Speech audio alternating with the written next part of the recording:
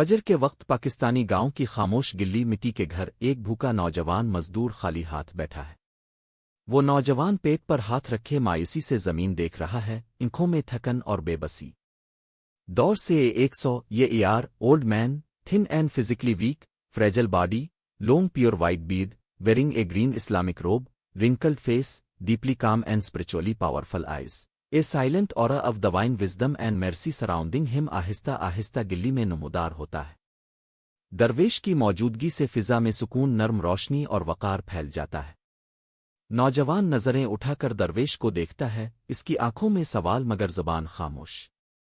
درویش بغیر رکے نوجوان کے قریب آ کر بیٹھ جاتا ہے، خالی زمین پر سادہ انداز میں۔ دونوں کے درمیان خاموشی، صرف صبر کی کیفیت فضا میں محسوس ہوتی ہے۔ درویش اپنے کمزور ہاتھوں سے مٹی پر بیٹھے بیٹھے آسمان کی طرف نظر اٹھاتا ہے۔ نوجوان بھی لاشعوری طور پر اس کی تقلید میں آسمان کی طرف دیکھتا ہے۔ سورج کی نرم روشنی دونوں کے چہروں پر پڑتی ہے، نوجوان کے چہرے پر اضطراب کم ہونے لگتا ہے۔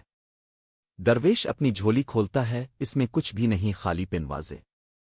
نوجوان پہلے چونکتا ہے، پھر درویش کے چہرے کے سکون کو دیکھتا ہے۔ درویش زمین پر پڑی ایک سوکھی روٹی کا چھوٹا سا ٹکڑا اٹھاتا ہے۔ وہ ٹکڑا آہستہ سے زمین پر رکھ کر نوجوان کی طرف دھکیل دیتا ہے، خود پیچھے رہتا ہے۔ نوجوان کی آنکھوں میں آنسو آ جاتے ہیں، ہاتھ کانپتے ہوئے روٹی کی طرف بڑھتے ہیں۔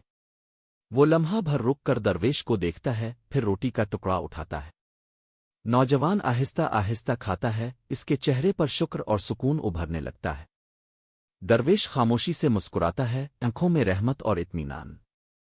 نوجوان کا انداز بدل جاتا ہے، وہ سیدھا بیٹھ جاتا ہے، چہرے پر وقار۔